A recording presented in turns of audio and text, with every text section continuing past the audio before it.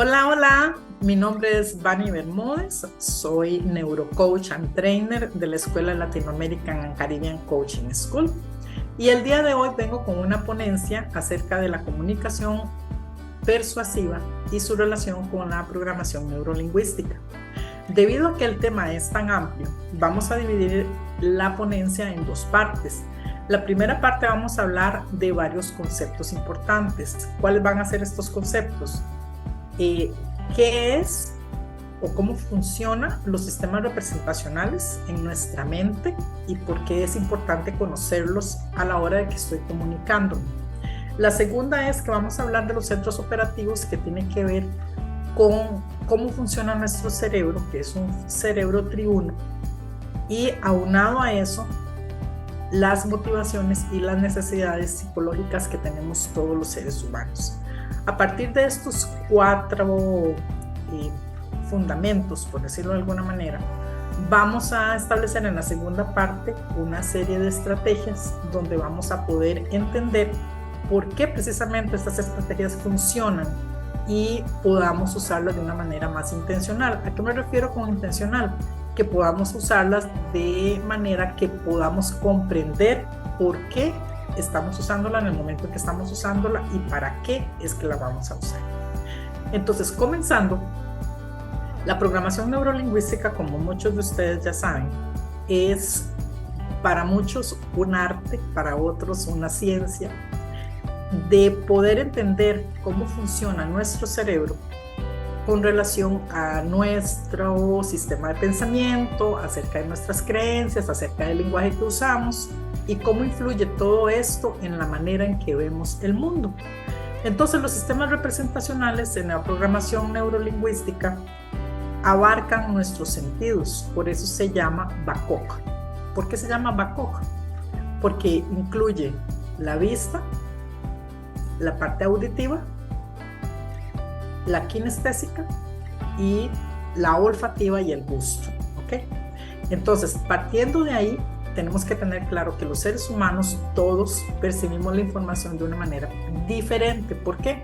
Porque vamos a ver seres humanos que tenemos más facilidad de absorber información viéndola, otros que vamos a absorber mejor información escuchándola, otros que vamos a obtener más fácil la información o vamos a entenderla más si la sentimos con todo nuestro cuerpo, por ejemplo. Y a partir de ahí nosotros vamos a tomar una posición y vamos a tomar una percepción de la información que nos está llegando. Esa es la primera parte que tenemos que entender. ¿Y por qué es importante? Porque cuando yo puedo leer en mi interlocutor cuál es la mejor manera en la que él se comunica o cuál es la forma en que él recibe de manera más efectiva la información, yo puedo adecuar mi comunicación a ese estilo de sistema representacional.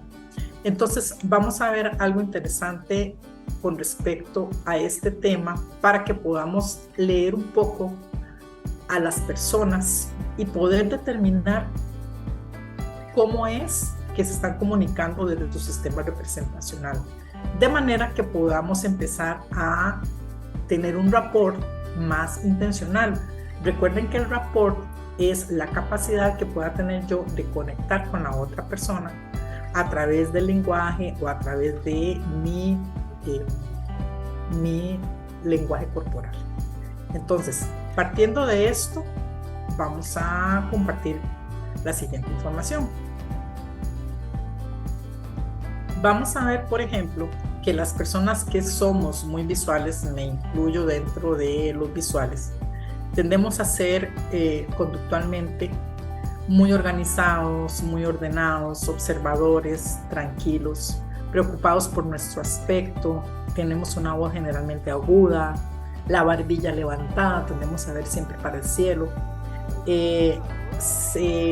somos muy expresivos a la hora de comunicar nuestras emociones a través de nuestra cara, por ejemplo. El kinestésico no, el kinestésico responde a las muestras físicas de cariño, por ejemplo. Les gusta tocar todo, se mueven mucho, gesticulan mucho, siempre están tratando de arreglar la casa, pero enseguida, no sé, no paran porque resulta ser que se arrugó tal cosa y entonces corren a corregirlo. Tienen un tono de voz más bajo, con la barbilla más para abajo, expresan sus emociones con movimientos, por ejemplo. El auditivo generalmente habla solo, se distrae fácilmente, mueve los labios al leer, tiene mucha facilidad de palabra, no se preocupa específicamente por su cuerpo, monopoliza muchas veces la conversación porque le gusta estarse escuchando, le gusta la música, modula el tono y el timbre de su voz y expresa sus emociones de manera verbal. Entonces, por ejemplo, vamos a escuchar al auditivo hablando precisamente de lo que está oyendo en su medio ambiente. El visual más bien va a expresar lo que está viendo en su medio ambiente y el kinestésico va más bien a expresar lo que está sintiendo en su medio ambiente. Entonces vean cómo a la hora de que yo empiezo a analizar a las personas con las que yo estoy conversando y empiezo a poner atención, que esto se llama escucha activa, a poner atención precisamente a cómo es que la persona se comunica, cómo son sus gestos, es más fácil para mí determinar de qué manera voy a comunicarme con esta persona. También hay posturas corporales muy típicas dependiendo del sistema representacional que yo tenga. Les pongo un ejemplo. Si hay una persona muy visual, generalmente los hombros van altos, la cabeza hacia adelante, mueven mucho los ojos, ¿verdad? Señalan con los ojos, tienen mucho movimiento en las manos. En cambio, el auditivo no. El auditivo más bien los hombros son balanceados, la cabeza la tiende a estar más atrás, señala con los oídos, usa palabras muy precisas. El kinestésico generalmente anda con la cabeza muy firme, pero los hombros más bajos, los movimientos son más lentos, señala, toca y habla despacio.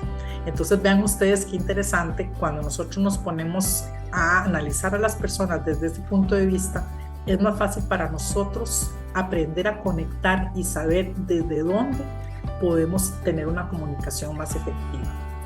Vamos a ver otro aspecto que tiene que ver también con el PNL, que es precisamente los centros operativos, cómo funciona nuestro cerebro y las conductas que yo puedo tener o las reacciones que yo puedo tener a la hora de conversar acerca de cualquier asunto me pueden dar muchas pistas de cuál es el centro operativo de mi cerebro y a partir de ahí poder determinar, ojo qué importante, las motivaciones, los miedos y las necesidades que yo pueda tener en ese momento determinado dentro de esa conversación. Ok, sabemos por estudios en la neurociencia que nuestro cerebro está formado por 3 cerebros. Es un cerebro triuno. ¿Qué significa que es un cerebro triuno? Que nosotros tenemos diferentes centros operativos en nuestro cerebro que van a ser unos más predominantes que otros. Entonces hay un cerebro muy emocional, un cerebro muy reactivo y otro cerebro que es muy de pensamiento. Estos tipos de o estos centros operativos funcionan diferente en cada persona. Es decir, habemos personas que funcionamos más desde el cerebro emocional, otros que funcionamos más desde el cerebro más mental y otro que funciona más desde el cerebro más reactivo. Y es aquí donde también tenemos que poner atención porque podemos sacar información importante. Les pongo un ejemplo. El centro físico, que es el cerebro más reactivo, podemos encontrar 3 personalidades según el enneagrama, que lo traigo a colación porque es una forma de autoconocimiento y nos da una serie de características que yo puedo leer en mi interlocutor que me va a permitir conocer cómo puedo abordar la conversación con esa persona. Entonces, por ejemplo, desde el centro físico o desde el centro que es muy reactivo tenemos 3 tipos de personalidad, la 1, la 8 y la 9. Somos personalidades, porque yo soy del eneatipo 9, que están siempre haciendo, ¿verdad? Entonces, por ejemplo, El eneatipo 1 tiene la caracterización la caracterización de que tiende a, cuando está hablando, a estar enseñando y a estar moralizando. Es muy, generalmente está muy lleno de juicios, ¿verdad? Siempre está tratando como de que todo se lleve a cabo dentro de la norma, por decirlo de alguna forma.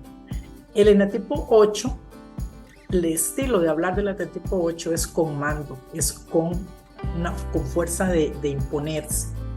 El eneatipo 9 es más bien monótono y sagaz, es un eneatipo donde no nos gusta tanto el confrontar, entonces somos más,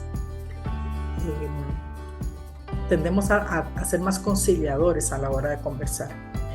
En los eneatipos del centro emocional, que son precisamente, por eso se llama centro emocional, porque las emociones es donde están a flor de piel, hay otros 3 eneatipos que son el 2, el 3 y el 4. Desde el eneatipo 2, generalmente cuando habla un eneatipo 2 está haciendo alarde o está aconsejando. El eneatipo 3 más bien promueve, empuja, motiva, porque el eneatipo 3 tiende a ser como muy, muy activo, muy proactivo, entonces siempre está motivando, siempre quiere, de hecho, ser el centro de atención. Y el 4 es más bien, tiende a contarnos historias tristes, a estar quejándose, a estar lamentándose. Desde el centro intelectual podemos ver que la comunicación es del eneatipo 5 más explicativo, más sistematizado. Ese eneatipo yo lo tengo presente, de hecho. El eneatipo 6 es más bien, habla desde la precaución, desde la seguridad, desde tenga cuidado con esto, tenga cuidado con el otro, y tiende a manejar mucho las situaciones en grupo. El eneatipo 7 es más bien de anécdotas y cuentos. Entonces vean qué interesante, porque en el momento en que yo empiezo a analizar este tipo de discurso, yo también me voy a dar cuenta cuál es el centro operativo del que está moviéndose mi interlocutor, y al mismo tiempo voy a poder conectar de una manera más sencilla con él. Finalmente, vamos a ver desde la psicología 2 aspectos importantes: lo que tiene que ver con los motivadores y lo que tiene que ver con las necesidades de la pirámide de Maslow. Todo esto lo vamos a ir amalgamando de manera que al final de la charla ustedes se van a dar cuenta por qué las estrategias que les estoy sugiriendo van a hacer más sentido en el momento en el que nosotros las apliquemos, teniendo como base esta información que les estamos dando. Según la psicología, los seres humanos tenemos 7 motivadores universales, o sea, son 7 motivadores que todos los seres humanos manejamos. Está el deseo de ganancia, que es el deseo de ganar dinero extra, vacaciones más baratas, por eso existe la lotería y los rifas y esas cosas, ¿verdad? El otro motivador es la satisfacción de la emoción. ¿A qué me refiero con esto? Estar buscando regalar, por ejemplo, para poder demostrar que se ama, sentirse necesitado. Esa satisfacción es muy del eneatipo 2, de hecho. El miedo a perder es evitar el riesgo. El miedo a perder es un motivador también que viene muy aunado al eneatipo 6. El otro motivador es la comodidad y la conveniencia. ¿Eso qué significa?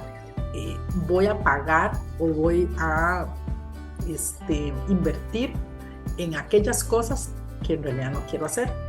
El otro motivador es la seguridad y la protección. Buscar seguridad, protección, por ejemplo, cuando buscamos un condominio o un residencial privado, que creemos que va a ser muchísimo más seguro para nuestros hijos que salgan a un barrio donde todo esté cercado, donde haya monitoreo, etc.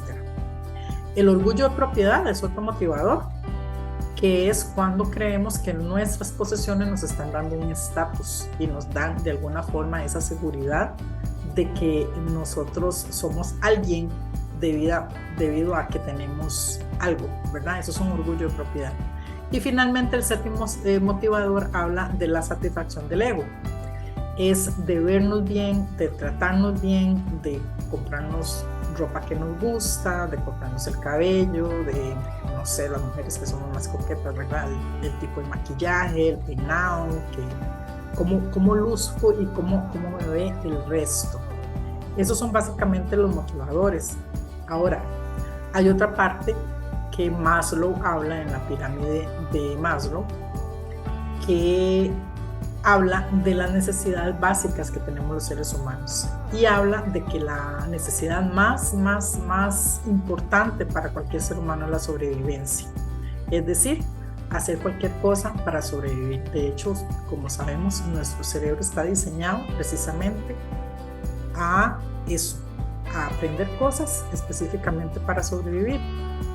Por eso es que muchas de las conductas que nosotros adoptamos cuando pequeños precisamente están aunadas a algunas situaciones en donde el niño en ese momento determinó que era la forma más idónea para mantenerse seguro o para reaccionar ante cualquier situación, y eso lo adoptamos como una creencia, y generalmente esas creencias son las que van a marcar cómo es que voy a vivir, ¿verdad? El otro aspecto de la seguridad, mantener la estabilidad, el miedo al cambio. El ser humano y al cerebro, de hecho, no le encanta el cambio, por eso es que también nos cuesta un poco el cambiar de hábitos. El sentido de pertenencia, el ser parte de una comunidad, aceptado, el ser amado, ¿verdad? El sentido de prestigio, sentirse valorado, respetado y reconocido en una comunidad. De hecho, en el libro de Dale Carnegie, que se llama Cómo ganar amigos e influir sobre las personas, de Carnegie, una de las cosas, uno de los principios de él es precisamente cuidar el prestigio de la persona con la que yo estoy tratando de comunicarme, ¿verdad? Y hacerlo sentir importante. Eso es básico para la comunicación, que la persona que está con nosotros sepa que lo que está comunicando y lo que nos está diciendo es de importancia y que de alguna forma nosotros estamos identificados con lo que está diciendo. Y finalmente la autorrealización, que es la que estamos, que es nuestra meta de vida para muchos de nosotros que estamos en este camino del autodesarrollo o del autoconocimiento, porque estamos siempre en camino de ser una mejor persona.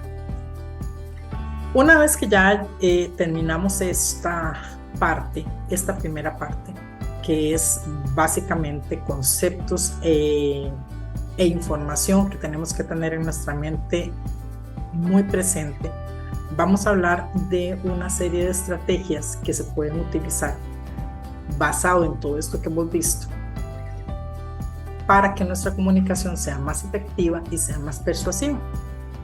Vamos a empezar con la diferencia o definiendo la diferencia entre la persuasión y la manipulación.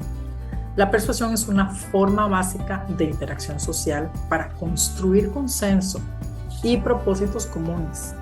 Pedirle a las personas que hagan algo por sus propios motivos, es decir, en una situación de persuasión hay un ganar-ganar.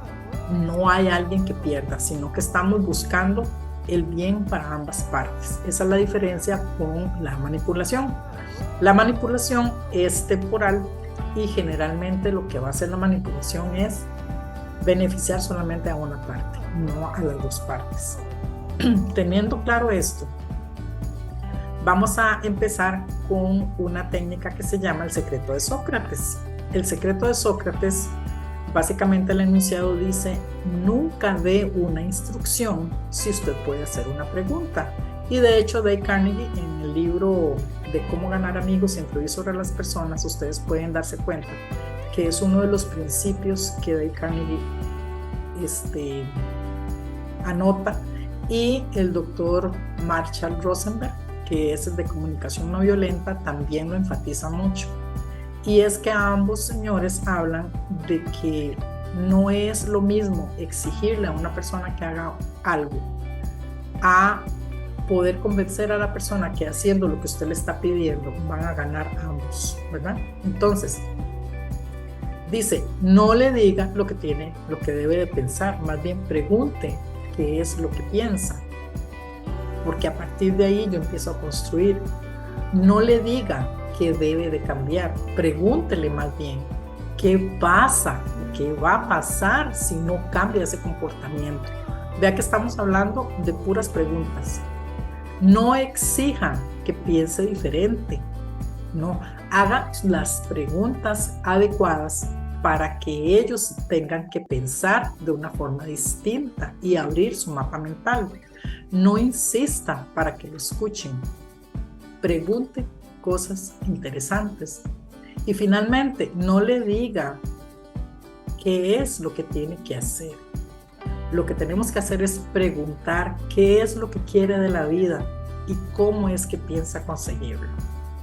Creo que es una de las estrategias más hermosas y honestamente es de los principios que a mí me han ayudado muchísimo a mejorar mi comunicación efectiva, especialmente con mi equipo de trabajo. Vamos a entrar ahora a los patrones de lenguaje que tienen mucho que ver con programación neurolingüística, con el modelo Milton y con el metamodelo. Básicamente, para tener claros los conceptos, los patrones de lenguaje de los que vamos a hablar es que el lenguaje de nosotros, cualquier lenguaje, tiene una estructura. Y esa estructura está amarrada de alguna manera a nuestras creencias y a nuestra forma de ver la vida y a nuestros filtros, a la forma en que yo recibo la información precisamente a través de nuestros sistemas representacionales. Entonces, ¿qué es lo que propone el metamodelo y el modelo Milton?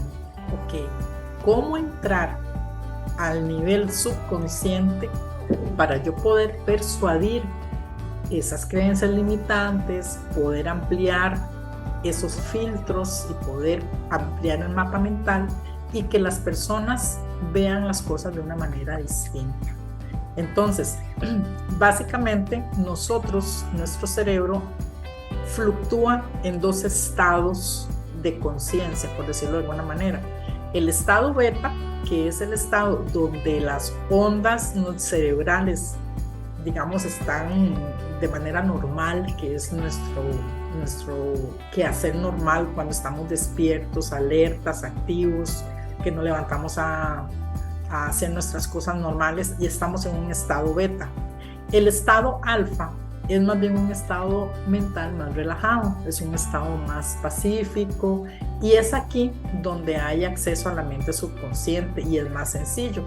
Entonces, una de las cosas que tenemos que hacer antes de entrar a practicar este tipo de estrategia es que la persona que está con nosotros tiene que estar conectada con nosotros, o sea, tuvo que haber habido un rapport antes, tuvo que haber habido una conexión antes para poder yo empezar a trabajar con esta persona desde el metamodelo y el modelo Milton, porque de otra forma, a nivel subconsciente, nosotros tenemos como un guarda y ese guarda no va a permitir que entre información que pueda estar modificando nuestras bases o nuestra estructura primaria del lenguaje, por decirlo de alguna manera.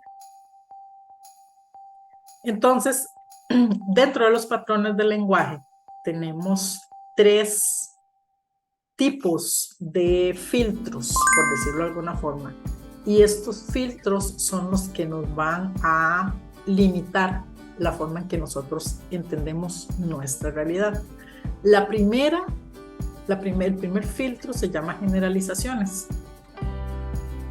Generalmente, valga la redundancia, cuando hablamos de una generalización, estamos hablando de un espectro muy amplio, de una generalidad, de algo que abarca muchas cosas.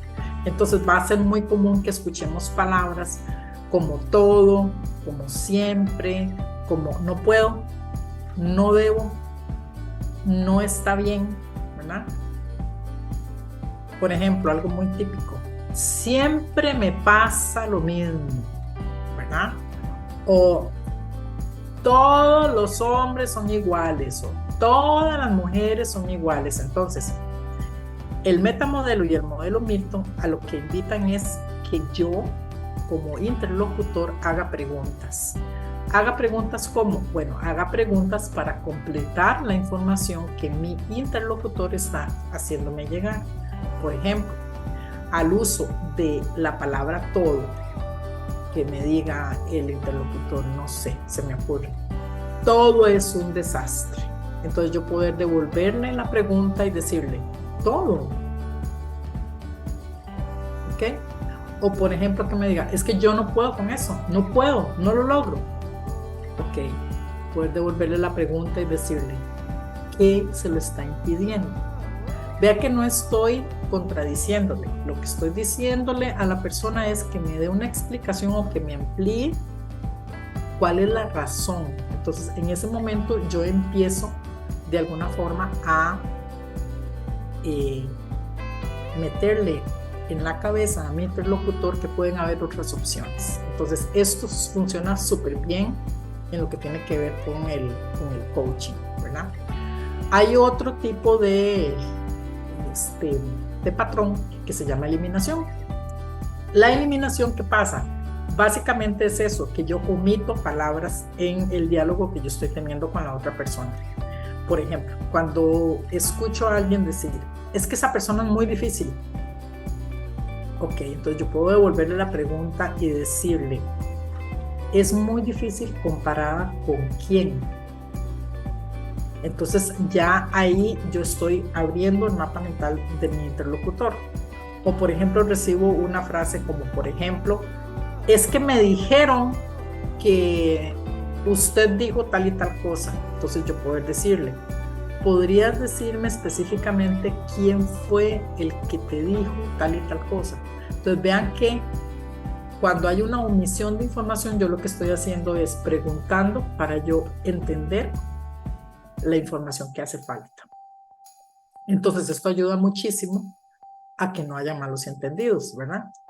¿Cuál es el otro tipo de patrón que existe? Las distorsiones. Las distorsiones es muchísimo más amplio, pero entre las más comunes, por ejemplo, al uso de yo sé lo que usted está pensando.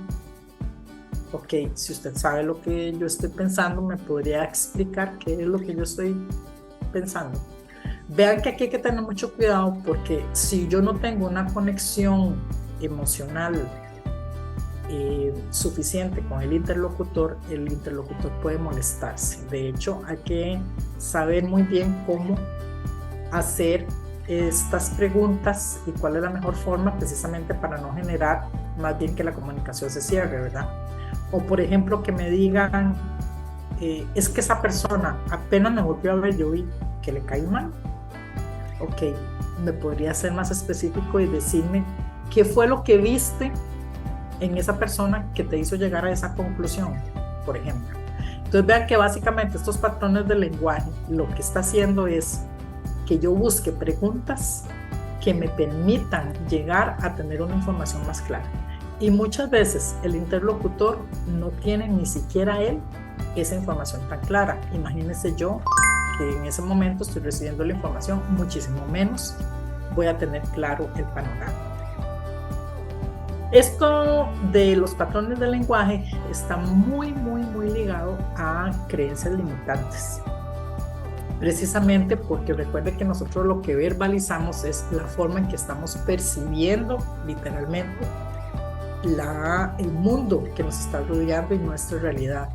Entonces, a frases, por ejemplo, de no merezco lo que quiero por tal y tal cosa, o si sigo lo que yo estoy deseando, entonces tal y tal otra, o es que ser diferente está mal, o esta situación nunca va a cambiar. O sea, cuando hay frases que literalmente están inmovilizando a la persona con la que yo estoy conversando, esas frases son patrones de lenguaje que tienen que ver con creencias limitantes.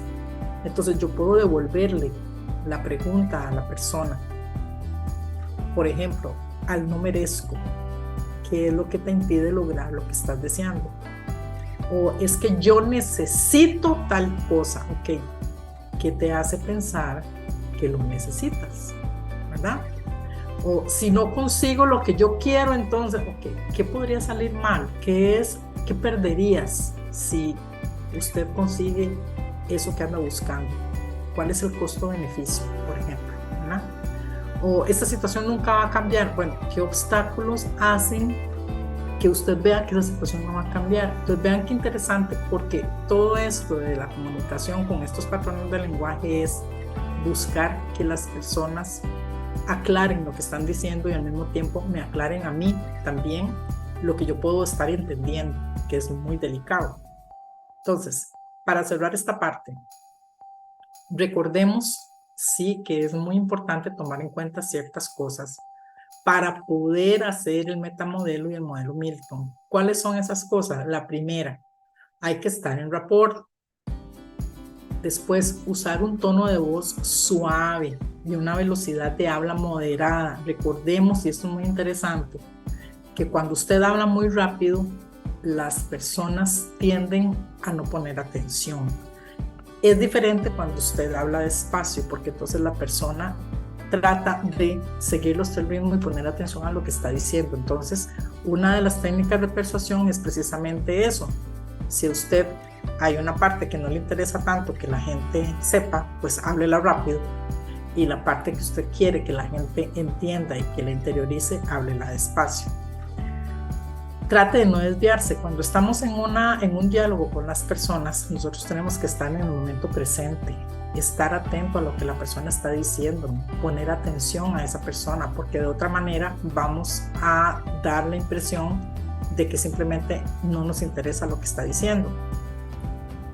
Hay palabras que nosotros, y vamos a ver otras adelante, pero digamos en este caso del modelo Milton y el metamodelo, hay palabras que me pueden ayudar a amortiguar la comunicación. ¿Cuáles son esas palabras? Por ejemplo, decir, me imagino que debes de estar muy enojado por lo que pasó.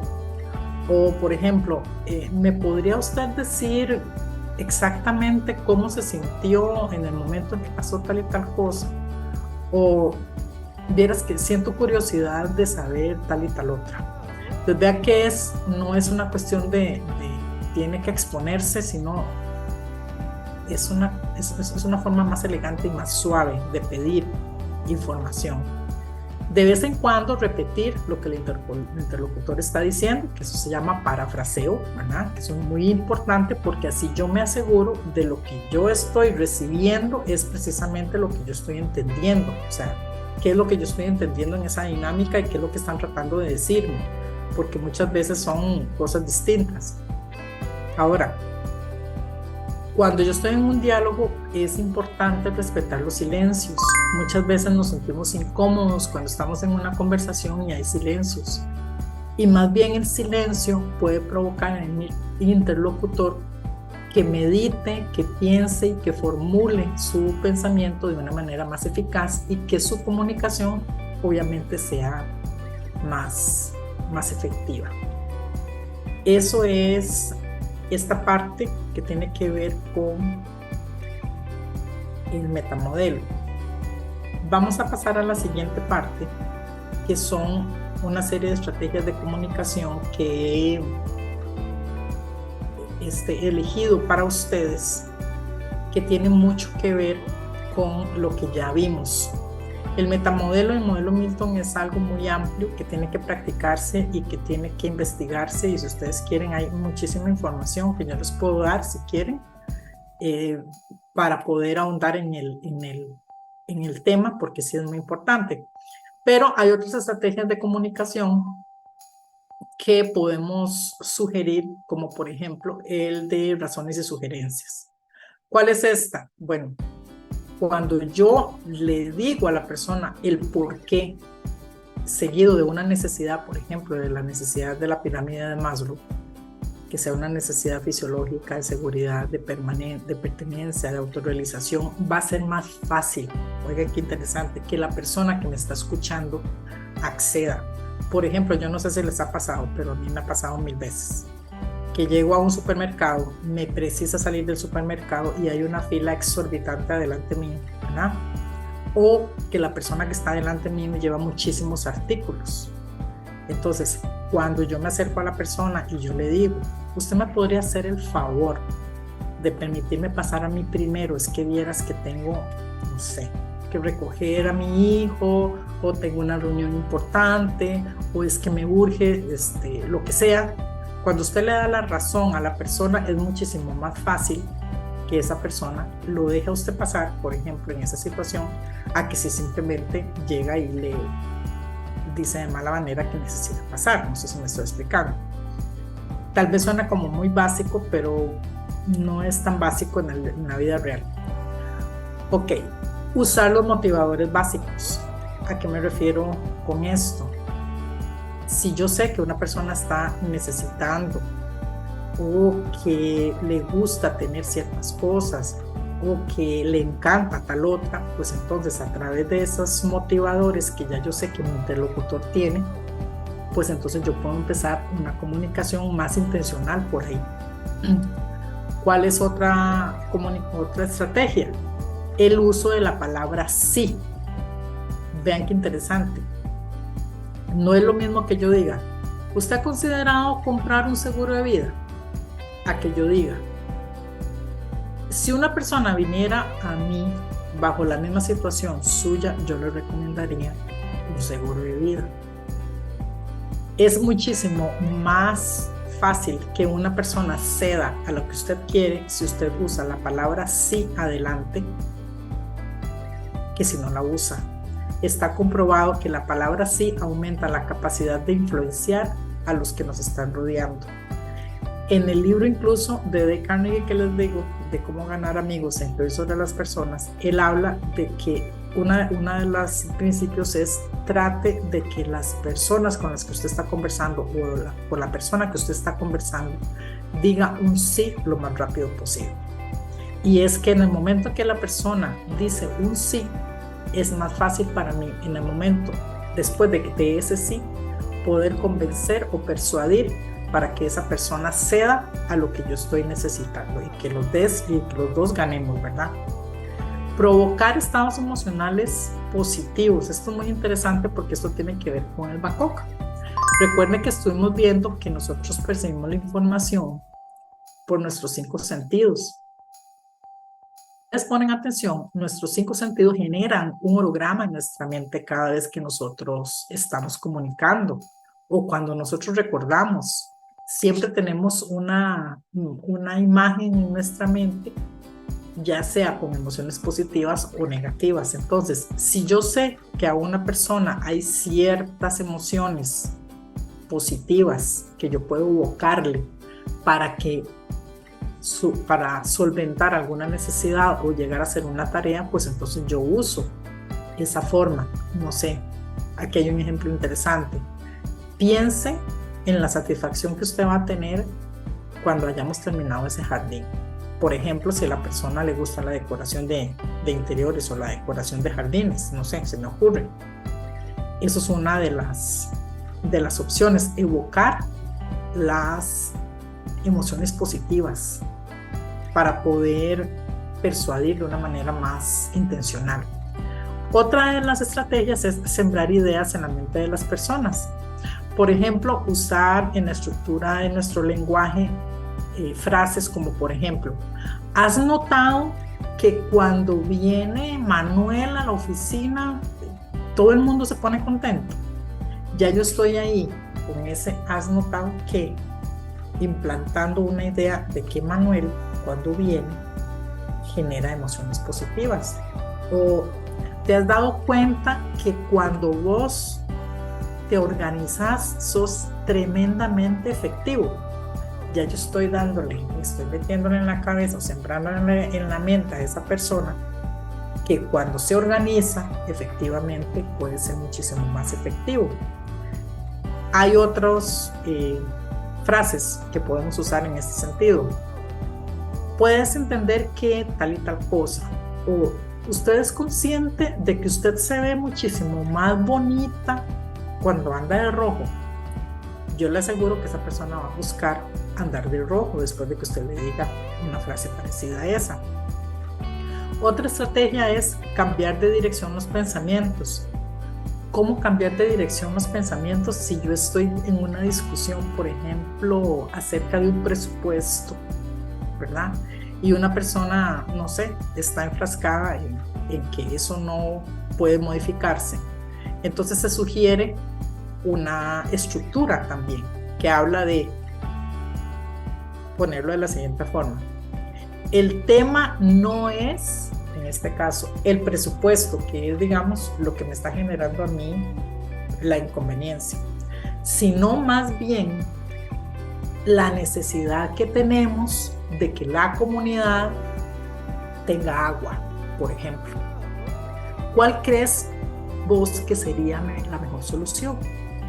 Entonces, vea qué interesante, porque en el momento en el que yo uso la estructura, yo lo que le estoy tratando de decir al interlocutor es que en lo que él se está enfocando en realidad no estamos resolviendo nada, sino que más bien es en la necesidad que tiene la comunidad a lo que yo voy a, me explico. Entonces es muchísimo más fácil que las personas cedan, porque incluso ahí yo le estoy dando un porqué y volvemos al de razones y sugerencias.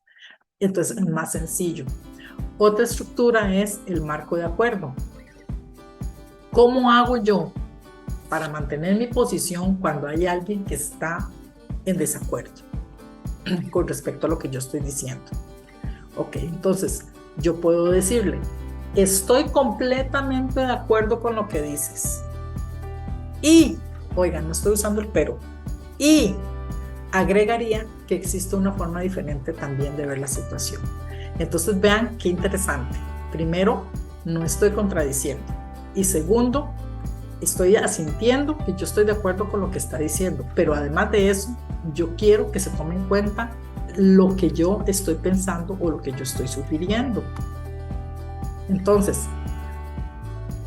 aquí viene amarrado con la próxima estrategia. Nunca, o en la medida de lo posible, no use el pero.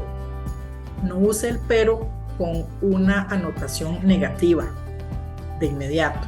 ¿A qué me refiero? Cuando usted le dice a una persona, su evaluación de desempeño fue excelente en tal y tal y tal ítem, pero en tal y tal y tal otro no. Entonces, lo que yo dije antes del pero, que fue positivo, simplemente lo borré. Entonces, ¿qué pasa? Es diferente que yo le diga a una persona, su evaluación de desempeño estuvo muy bien en esto, esto y esto y esto, y tenemos puntos de mejora en tal y tal y tal cosa. Suena muy diferente a el pero con algo negativo a la par. Entonces, si voy a usar el pero, tiene que ser algo positivo. Por ejemplo, yo sé que estás ocupado, pero vení porque esto te interesa. Vea que después del pero yo pongo algo positivo para la persona que está recibiendo la información. Y finalmente, que tiene mucho que ver con lo que estábamos hablando del BACOC y de despertar emociones positivas, las representaciones internas. Hay una estructura que es muy poderosa que se llama o es solo imagina.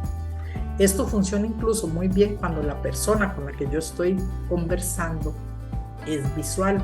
Si yo le digo a una persona con un sistema representacional visual, solo imagina, inmediatamente esa persona va a formar una escena en su mente de lo que yo quiero que imagine de manera positiva, y de alguna forma obviamente voy a despertarle también emociones positivas.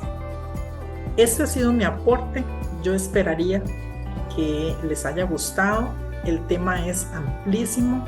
Traté en la medida de lo posible de condensar los conceptos más importantes y cómo podemos aplicar esos conceptos a ciertas estrategias que a mí particularmente me han ayudado mucho, y que hay infinidad de estrategias más, pero creo que estas son de muy sencillo uso, son de muy fácil memorización y que podemos llevarla a la práctica de manera inmediata. Muchísimas gracias por su atención y nos estamos hablando.